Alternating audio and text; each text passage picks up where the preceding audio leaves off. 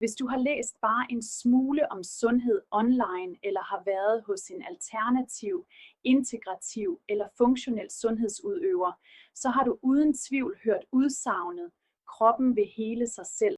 For mange er det meget enkle udsagn blevet en grundlæggende overbevisning, der guider deres stræben efter velvære. Med andre ord betyder det, at kroppen vil hele sig selv, hvis du giver den det, den har brug for, såsom vitaminer, mineraler, næringsstoffer, økologisk mad og den slags ting. Eller kroppen vil hele sig selv, hvis du slipper af med de giftige belastninger, såsom parasitter, tungmetaller, skimmelsvampe, kemikalier osv. Eller hvis du giver den nok kvalitetshvile og den rigtige type motion, eller hvis du har den rette tankegang. Den uendelige gentagelse af mantraet om, at kroppen vil hele sig selv, har ført til megen ukritisk accept og tro på det som en sandhed at leve efter. At tage denne overbevisning til sig giver også håb, selvom det ud fra min erfaring og som utallige andre, jeg har talt med, også har udtrykt, så bliver det håb hurtigt næsten som, en gulerod, der dingler lige uden for rækkevidde, som man aldrig helt kan få fat i. Og derfor fortsætter du den endeløse afgiftning, det endeløse forsøg med nye kosttilskud eller specielle diæter og behandlinger. Hvorfor er det sådan, hvis kroppen helbreder sig selv? Behandleren af din internet research vil fortælle dig med ret overbevisende argumenter, at det er fordi vores fødevareforsyning er så udtømt for næringsstoffer, eller at vores miljø er så giftigt, eller at vores væv og celler er grundlæggende svækkede, eller at vi har genetiske markører, der indikerer, at vi ikke kan afgifte ordentligt på egen hånd, og sådan fortsætter det med alle de grunde, der bliver givet. Men mit mål med denne webinarserie, Bibels dømmekraft i sundhedsarenaen, er at holde populære idéer eller praksiser inden for sundhed op mod skriftens linse. Ser du, som kristne ved vi, at Bibelen er Guds uforanderlige ord, og derfor må den være vores standard for at måle sandhed. Så i dagens webinar vil jeg gerne overveje ideen om, at kroppen vil helbrede sig selv. Så som en introduktion til emnet om, at Bibelen vil helbrede sig selv, vil jeg gerne præsentere mig selv og fortælle dig lidt om mig selv. Mit navn er Marcy Jolane, og jeg tilbragte 2 årtier med stadigt forværret helbred, indtil jeg til sidst var reduceret til at leve som invalid, knap nok i stand til at gå. Jeg var blevet diagnosticeret med 13 forskellige lidelser, og ligesom så mange andre med kroniske smerter og sygdom, var jeg på denne endeløse jagt efter svar og hjælp. Gennem endeløs research blev jeg, og du vil sikkert kunne genkende det, hvis du har kæmpet med helbredsproblemer, men jeg blev en selvudnævnt ernæringsguru, en ekspert i miljø og indre afgiftning, en søvnspecialist osv. Men intet gjorde en forskel i længden, og mit generelle helbred blev bare ved med at forværres. Ifølge den gængse visdom gjorde jeg alle de rigtige ting, og alligevel blev jeg ved med at få det værre.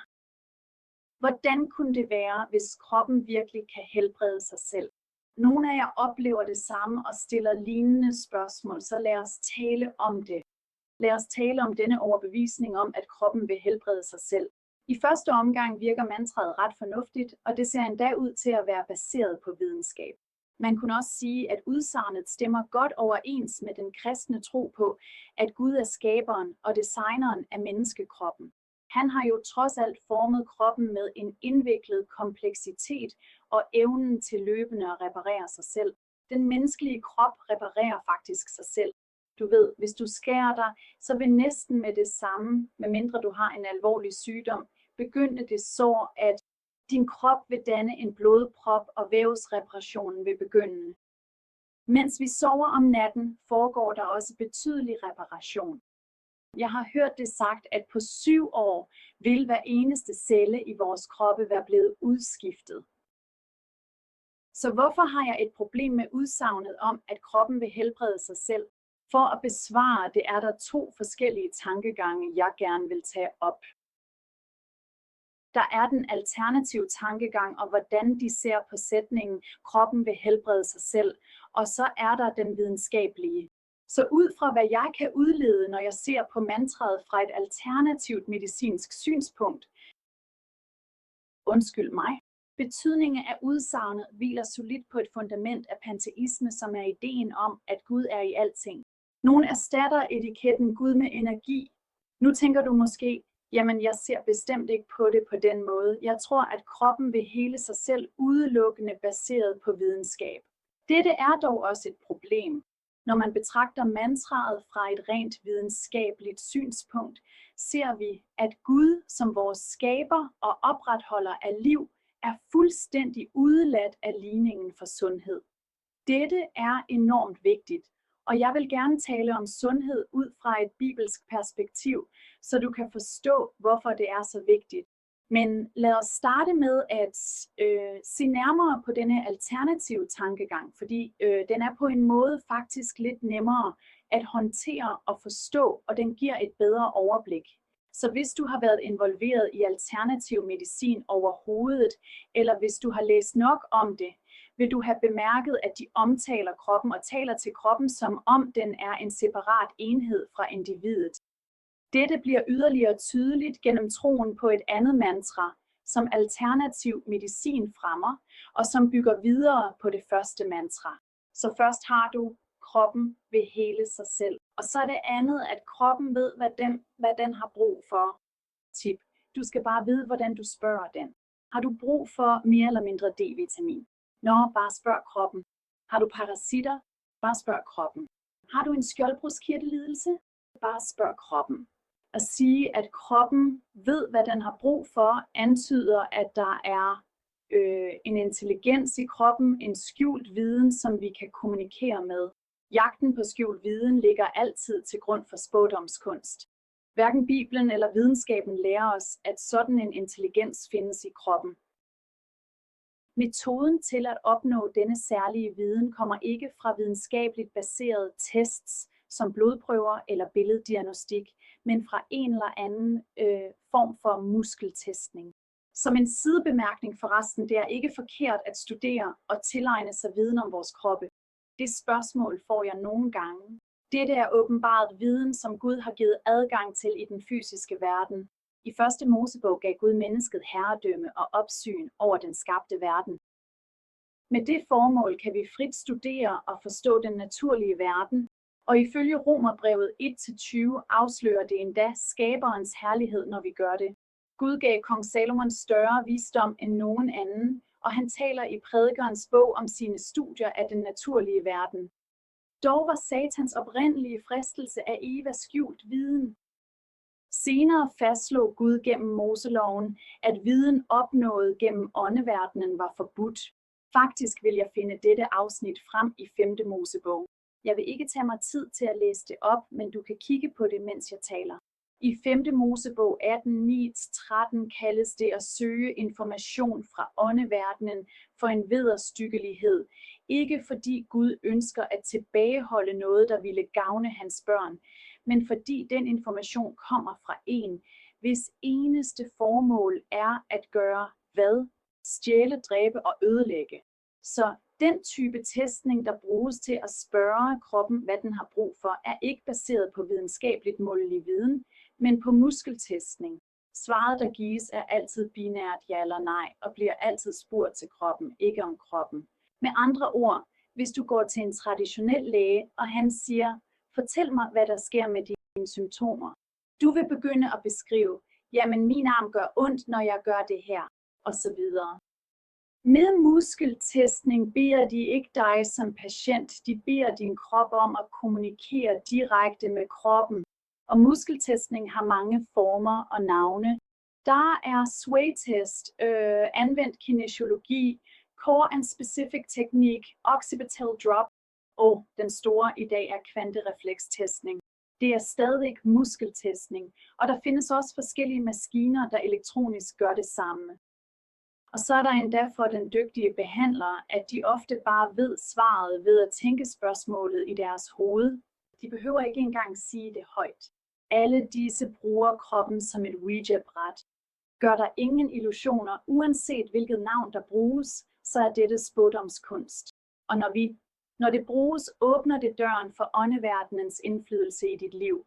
Hvis du vil høre mine grunde til at komme frem til den konklusion, at det er spådomskunst, giver jeg 11 grunde i en YouTube-video kaldet 11 grunde til, at muskeltestning er spådomskunst, og derudover handler Energy Medicine and the Christian specifikt om energiperspektivet. Men som kristen, da jeg var involveret i disse ting, troede jeg, at jeg blot kunne undgå den praksis at tale om og til kroppen, som det gøres i alternativ medicin, ved simpelthen at udelade det, og måske endda bede i stedet.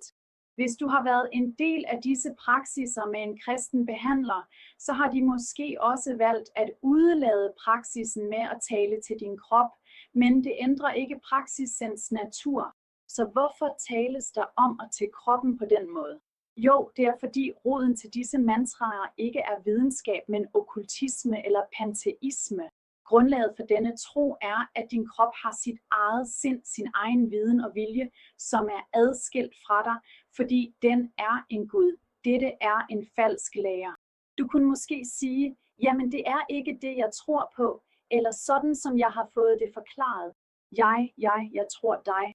Jeg er klar over, at der er så mange måder, hvorpå folk prøver at forklare disse ting, så de lyder videnskabelige i stedet for åndeligt baserede.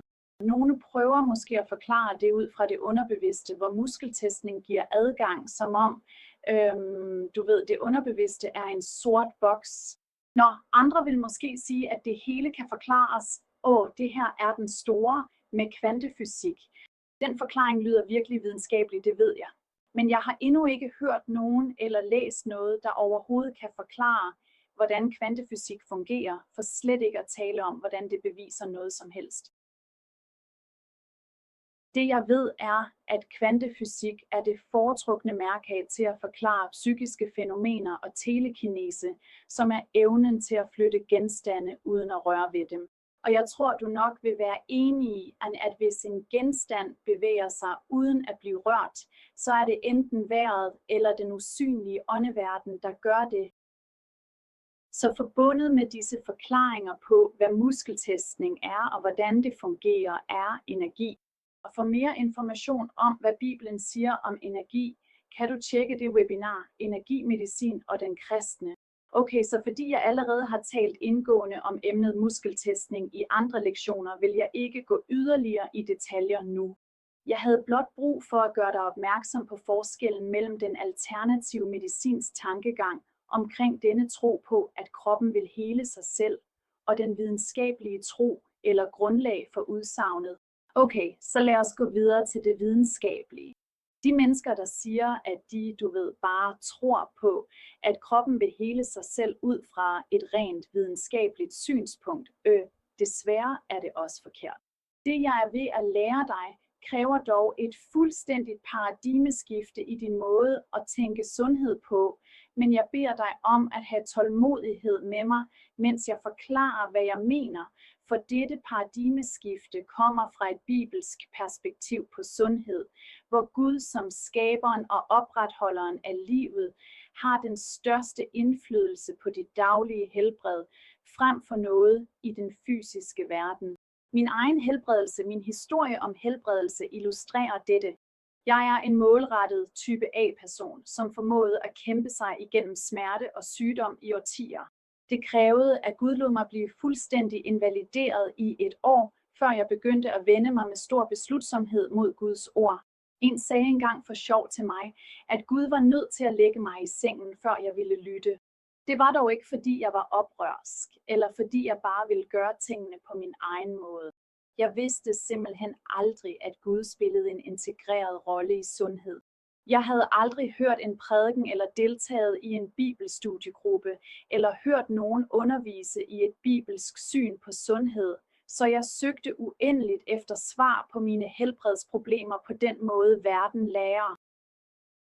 Jeg havde aldrig forestillet mig, at Gud ville virke i mig gennem sit ord, på den måde han gjorde. Og det vers, som både David og Jeremias gentager i Bibelen, han sendte sit ord og helbredte dem.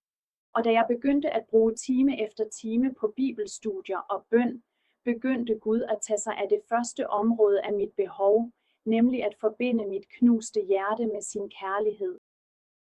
Omtrent på det tidspunkt sendte djævlen, som bestemt ikke ønskede, at jeg skulle komme nærmere frelseren og bruge al denne tid i sandheden i Guds ord, mig en stærk vildfarelse. Jeg faldt over en bog, der beskrev et alternativt syn på sundhed, og jeg opsøgte en behandler, der var uddannet i de metoder, som bogen beskrev. Og til min skam blev jeg involveret i muskeltestning og en energisk medicinpraksis baseret på kinesiske meridianer. Jeg blev ret dygtig til praksis, før jeg endelig kom til en forståelse af, at de var dæmoniske. På trods af, at jeg var blevet så frygteligt bedraget i de 2 år, jeg var involveret i energimedicin, begyndte Gud i sin store barmhjertighed at gøre mig opmærksom på sandheden. Jeg havde læst et par bøger af nogle velkendte personer, som bruger noget skrift, men som også blander sandheden med New Age og selvhjælpsfilosofier.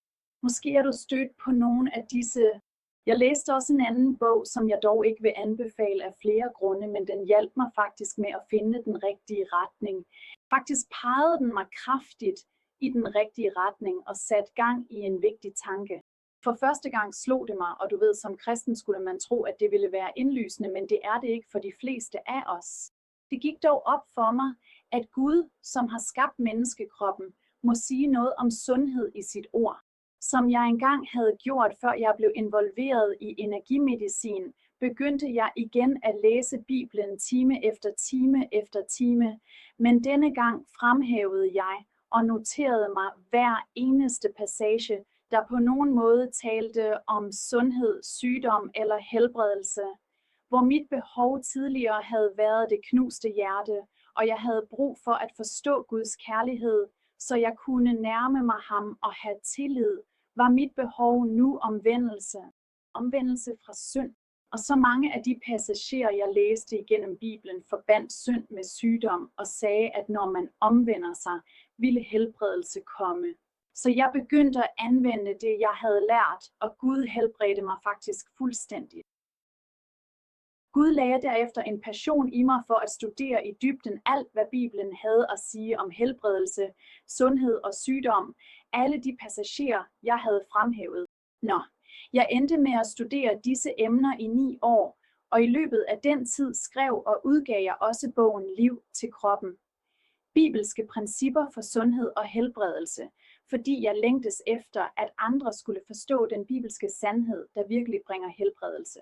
Min historie illustrerer, hvorfor udsagnet kroppen vil helbrede sig selv er sørgeligt utilstrækkeligt.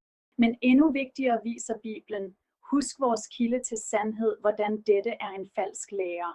Så jeg vil gerne dele et par diagrammer fra min bog, Liv til kroppen, med dig for at forklare, hvordan det bibelske perspektiv, adskiller sig fra det typiske syn på sundhed.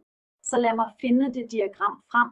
Det første, vi skal se på, er det almindelige og traditionelle syn på sundhed, og det er, som du tydeligt kan se, det absolut største og mest fundamentale lag i bunden, selve fundamentet, som udgør det fysiske område, og i dette almindelige syn på sundhed mener man, at det fysiske område har langt den største indflydelse, idet det udgør fundamentet for sundhed.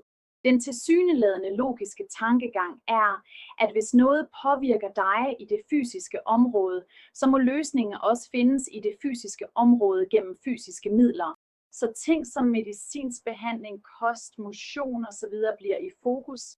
Tankerne og følelserne i hjertet anses generelt for at spille en sekundær rolle for sundheden.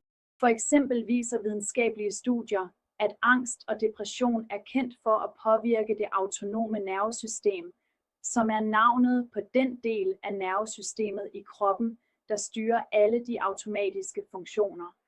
Dit hjerte, din fordøjelse, din vejrtrækning osv. Okay, så angst og depression har vist sig at påvirke det autonome nervesystem, hvilket igen skaber ubehagelige symptomer. Okay, så folk anerkender faktisk, at hjertet kan have en indvirkning på sundheden. Hvis du lægger mærke til det øverst i pyramiden på diagrammet, anerkendes det, at kristne generelt erkender, at Gud i sidste ende kan tilsidesætte naturen ved mirakuløst at bringe helbredelse, og derfor beder vi i håb om dette resultat. Gud ses dog ikke som havende en aktiv rolle i vores helbred, men i stedet som den, der har magten til at gribe ind, hvis han vælger det.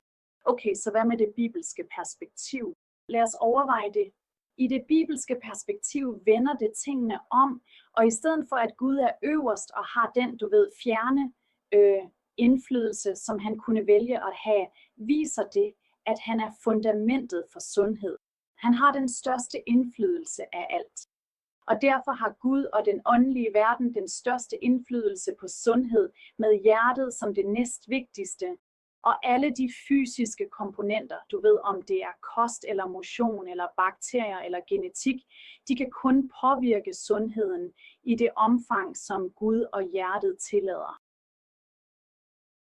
Fordi erfaring og hvad jeg har at sige ikke er standarden for sandhed, betyder de ikke det mindste, medmindre de stemmer overens med Bibelen. Jeg argumenterer for dette bibelske perspektiv på sundhed ved at bruge masser og atter masser af skriftsteder i bogen Life to the Body. Men for nu vil jeg bare give dig et hurtigt overblik med nok skriftsteder til at hjælpe dig med at se, at jeg ikke bare finder på det her. Det står virkelig i Bibelen. Men hvis du vil have flere detaljer, så tjek min bog. Så først og fremmest, så siger Paulus i 1. Timotheus 4:8, for legemlig træning har noget værdi, men Guds frygt har værdi i alle ting.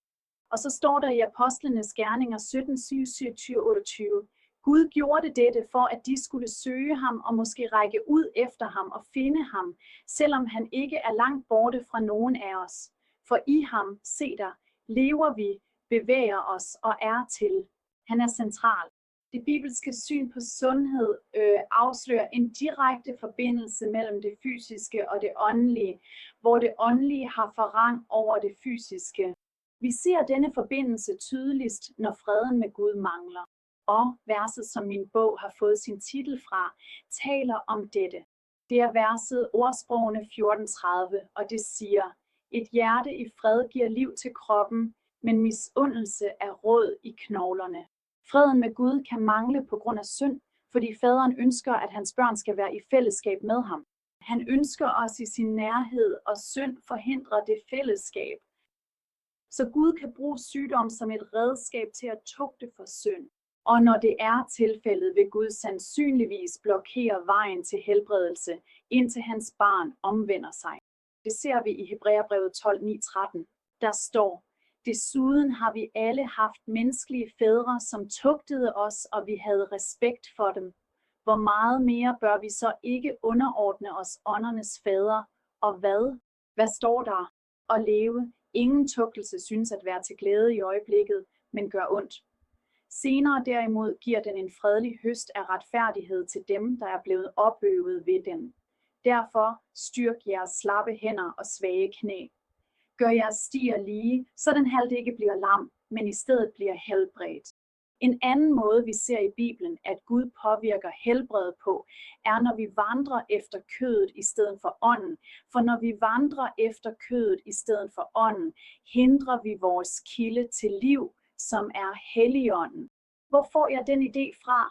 Jo, fra Romerbrevet 8:11, hvor der tales om, at ånden giver liv til vores dødelige legemær. Og vi får også at vide i Romerbrevet 8:6, det sind, der styres af kødet, er, hvad er det ord? Det er død. Men det sind, der styres af ånden, er hvad? Liv og fred. Nogle har sagt til mig, at selvom deres helbred mærkbart blev bedre efter omvendelse, har Gud ikke helbredt dem fuldstændigt. Hvorfor er det sådan? Der kan være mange grunde, men baseret på Romerbrevet 8, baseret på dette afsnit i vers 6, men også store dele af hele kapitel 8 i Romerbrevet, og så mange andre passagerer i det nye testamente, ser vi, at helbredelse kan være en del af helliggørelsen. Bare tænk over det. De vedvarende symptomer kan være en påmindelse om behovet for at vandre i ånden, som er vores livskilde frem for i kødet.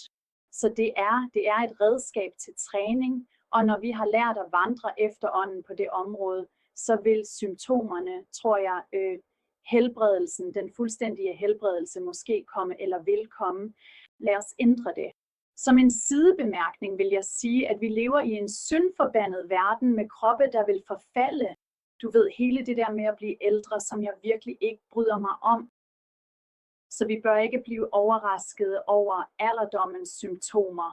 En anden ting, som Bibelen henviser til, er lidelser, der er almindelige for mennesker, og det vil inkludere kortvarige infektioner og sygdomme, som er resultatet af at leve i en faldet verden. Og du ved, apostlen Paulus, Epaphroditus, Timotheus og Tychicus led alle af disse almindelige menneskelige lidelser, selvom de var troende. Den sidste måde, hvorpå Bibelen viser, at åndeverdenen påvirker den fysiske krop, er i eksempler på mennesker, hvis symptomer og sygdomme siges at være direkte forårsaget af åndeverdenen. Jeg er sikker på, at du kan komme i tanke om eksempler på dette, hvis du har læst evangelierne, men vi har også det gammeltestamentlige eksempel med Jobs, bylder og de nytestamentlige passager, der omtaler mennesker, som blev pint af urene ånder, og som fik det bedre, da ånderne blev drevet ud. Og det handler ikke nødvendigvis kun om dæmonbesættelse, men også om dæmonisk pine i form af undertrykkelse. Efeserne 6, 11, 12 minder os om, at den tilsyneladende fysiske kamp, som vi står overfor i vores daglige liv, faktisk ikke kun foregår i kødet, men også har en dybere åndelig dimension.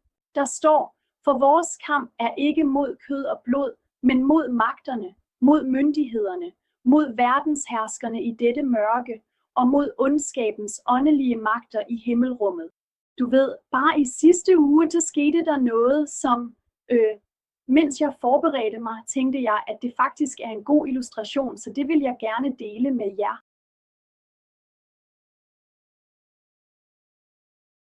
Jeg har en ældre bærbar computer, og for omkring et år siden begyndte den at fungere virkelig dårligt, efter jeg opdaterede den med Microsoft Office-programmerne.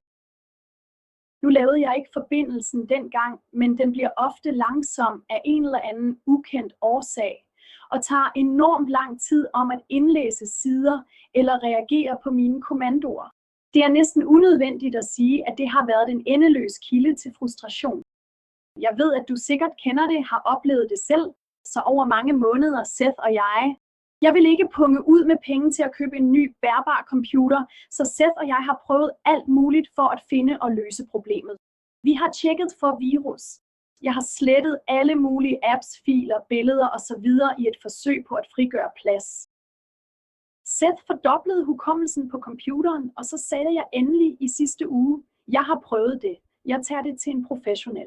Og det gjorde jeg, og konklusionen var, at problemet må være, at computerens operativsystem ikke fungerer ordentligt med den nye Microsoft Office. Selvom vi fjernede alt dårligt, som virus, du ved, lidt ligesom at afgifte computeren, frigjorde vi hukommelsen og gav den de nyeste og bedste opdateringer. Med andre ord gav vi den, hvad vi troede, den havde brug for. Den kan ikke fungere ordentligt, fordi det afgørende, der bestemmer, hvor godt computeren behandler og kører operativsystemet, faktisk modarbejder computeren. Det bibelske syn på sundhed er ikke, at Gud er fjern og ikke blander sig i sundhed, men at han er operativsystemet. Du kan afgifte din krop i det uendelige. Du kan give dig selv den bedste økologiske, biologisk komplette mad, mennesket kender, og udfylde eventuelle mangler med kosttilskud. Du kan træne optimalt og effektivt og hvile optimalt, og kroppen vil stadig ikke selvstændigt kunne hele sig selv, fordi den sande kilde til liv for kroppen ikke er din egen livskilde. Den primære livskilde er Helligånden. Han er det guddommelige operativsystem, og Bibelen, den hellige skrift, indeholder, om man vil, den åndelige software, der arbejder i fuldkommen harmoni med Guds ånd. Når vi fylder vores liv med Guds ord, vil Helligånden arbejde med det. Dette er livets vej. Kan du huske, hvordan Romerbrevet 6:8-6 siger? Lad os se på det igen. Romerbrevet 8:6 siger meget klart og tydeligt: det sind, der styres af kødet, er død, men det sind, der styres af ånden, er liv og fred. Dette er en fundamental sandhed, som vi bør overveje dybt og inderligt. Okay, så lad os nu gå tilbage til vores diagram, den velkendte pyramide, og se nærmere på det andet lag af denne betydningsfulde pyramide og tale indgående om det, nemlig hjertet. Så hjertet er afgørende og yderst betydningsfuldt ifølge den hellige Bibel. Bibelen fortæller os gentagne gange, at hjertet er livets kilde. Det er tydeligt fra flere skriftsteder, såvel som videnskabelig forskning fra de sidste 50 år, at hjertet enten indånder liv eller stjæler liv fra hver eneste celle i vores kroppe. Jeg vil bare dele 2 hurtige vers med jer, som taler om dette. Jeg har allerede delt det ene med jer om, at et hjerte i fred giver liv til kroppen. Så lad os nu se på ordsprogene 18:14, hvor der står: en mands ånd kan udholde sygdom, men hvem kan bære en knust ånd? Og ordsprogene 17:22 siger: et glad hjerte er god medicin, men en knust ånd udtørrer knoglerne. Du ved, at den bogstavelige betydning af den hebraiske sætning, som de engelske oversættelser gengiver som god medicin, faktisk er ordene en kur. Så det glade hjerte er en kur, ikke bare god medicin, men en kur. Men en knust ånd dræner helbredet. Jeg ved, at jeg oplevede det, da Gud begyndte af hele mit knuste hjerte med sit ord og forvandle mit sind, at det pustede liv ind i min krop, og mine hormonproblemer løste sig selv som et resultat. Derfor, fordi Gud har magten til at velsigne eller blokere vejen til hjælp, og hjertet giver eller hindrer livet, kan alt i den fysiske verden gøres effektivt eller ineffektivt afhængigt af faktorer uden for den fysiske verden. Så ja, Gud har designet den menneskelige krop til at reparere sig selv, men han har også designet hjertet til at herske over dens funktion. Og desuden gør han som skaberen og opretholderen af livet det til en praksis at påvirke helbredet direkte eller indirekte til det gode ved Helligånden og til det dårlige ved at fjerne sin velsignelse eller gennem urene ånder. At forstå og anvende denne viden medfører et fuldstændigt paradigmeskifte i, hvordan man griber sundhed an. I stedet for verdens livsbane, som fører til en besættelse, I ved, hvordan det er kvinder en besættelse af at pleje kroppen, er den bibelske livsbane en, der fokuserer på visdommen i Guds ord og livet gennem ånden, ikke på at stræbe, men på at forblive i ham. Okay, lad os så tale lidt om, hvordan vi kan anvende det her. Så hvis du har været i gang med endeløse udrensninger, spist restriktive diæter og taget kosttilskud, som var det M&M's, men stadig ikke har oplevet helbredelse, hvis du gør det, først og fremmest efter vejledning fra muskeltestning, energibaserede behandlinger eller anden New Age medicinsk vejledning, så vandrer du i synd, og Gud vil sandsynligvis blokere kroppens evne til at helbrede sig selv. Men hvis du lever i et mønster af synd, og nu taler jeg ikke om, Bibelen siger ikke, at vi skal være perfekte. Vi kan ikke være perfekte, så det er ikke det, jeg taler om. Men hvis der er et vedvarende syndemønster, som du fortsætter med at leve i uden hensyn til Guds vilje og hans hellighed, så vil du sandsynligvis ikke kunne blive fuldstændigt helbredt, fordi Gud, hvis du er hans elskede barn, vil tugte dig for den synd, for at lede dig tilbage på den rette vej og i overensstemmelse med hans guddommelige plan for dit liv. Bruger du store mængder tid på at undersøge sekulære teorier om sundhed og følge de nyeste trends, mens du kun lige får Gud med som en eftertanke? Du vil sandsynligvis aldrig blive rask. Gud alene er din livskilde. Sætter du dit håb om helbredelse til traditionelle læger, medicin, operationer eller procedurer, mens du blot beder om Guds velsignelse over det, du allerede har besluttet dig for at gøre, så vil jeg gerne have, at du overvejer passagen 2, Krønikebog 15:2. Det er en meget stærk passage, der handler om den retfærdige konge Asa. Der står: Asa blev ramt af en sygdom i sine fødder. Selvom hans sygdom var alvorlig, søgte han selv i sin sygdom ikke hjælp hos Herren, men kun hos lægerne. Så døde Asa i det 41. år af sit regeringsår og blev lagt til hvile hos sine forfædre. Det er virkelig noget at tænke over. Begrænser du din kost på vigtige områder som hvede, mejeriprodukter, fedt og kulhydrater, fordi de tilsyneladende giver alle mulige symptomer? Og den nuværende visdom fra verden siger selvfølgelig, at det er de fødevarer, der er skyld i det. Så er det sandsynligt, at din krop ikke vil helbrede sig selv, fordi du har byttet Guds sandhed ud med en løgn. Hvorfor skulle jeg sige sådan noget? Jeg ved, det lyder meget hårdt, men Bibelen siger i 1. Timotheus 4:1-4, og hvis du ikke skriver nogen anden passage ned, hvis mad er et område, der bekymrer dig, så skriv venligst denne passage ned og studer den, tænk over den, mediter over, hvad den siger. Men grundlæggende siger den, at Gud har skabt al mad som en velsignelse for sine børn, og intet bør afvises. Dog advarer passagen om, at i de sidste dage vil forførende ånder lære, at mad Gud har skabt skal afvises. Jeg ved, at fødevareoverfølsomhed er meget virkeligt. Jeg ved, hvor meget smerte det kan forårsage. Jeg har også selv haft betydelige problemer på dette område, men vi kan ikke tilsidesætte Guds sandhed for verdens visdom. Vi er nødt til at søge Herren i dette. Hvis du kæmper med dette område, vil jeg opfordre dig til at få min bog, Liv til kroppen, og læse kapitel 18 om ernæring. Jeg tror virkelig, det vil åbne dine øjne.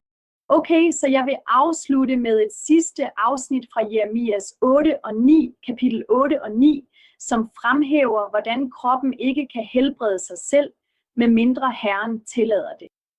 Så lad os tage et kig på det. Der står, men mit folk kender ikke Herrens krav. Siden de har forkastet Herrens ord, hvilken slags visdom har de så? For de har kun helbredt mit folks sår overfladisk. Har du nogensinde følt det sådan, når du går til en behandler, når du gør alle disse ting, at du kun bliver helbredt lidt, men aldrig helt? Og verset fortsætter, for de har kun helbredt mit folks sår overfladisk og siger, fred, fred, når der ikke er nogen fred. Skammer de sig over deres afskyelige opførsel? Og de skammer sig slet ikke. De ved ikke engang, hvordan man rødmer, så de vil falde blandt de faldende.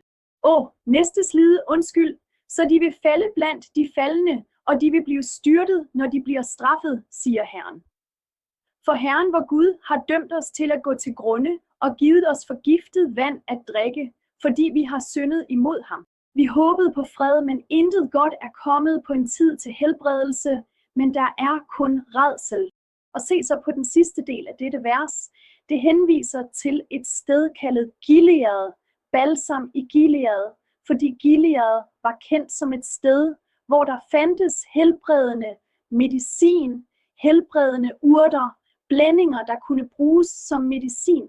Så det var et sted, folk tog hen for at få medicinsk hjælp, og versene stiller disse spørgsmål på en spøgefuld måde. Er der ingen balsam i Gilead? Med andre ord, er de løbet tør, eller hvad? Er der ingen læge der? Er alle lægerne væk? Nej, selvfølgelig ikke. Verset fortsætter. Hvorfor er der så ingen helbredelse for mit folks sår?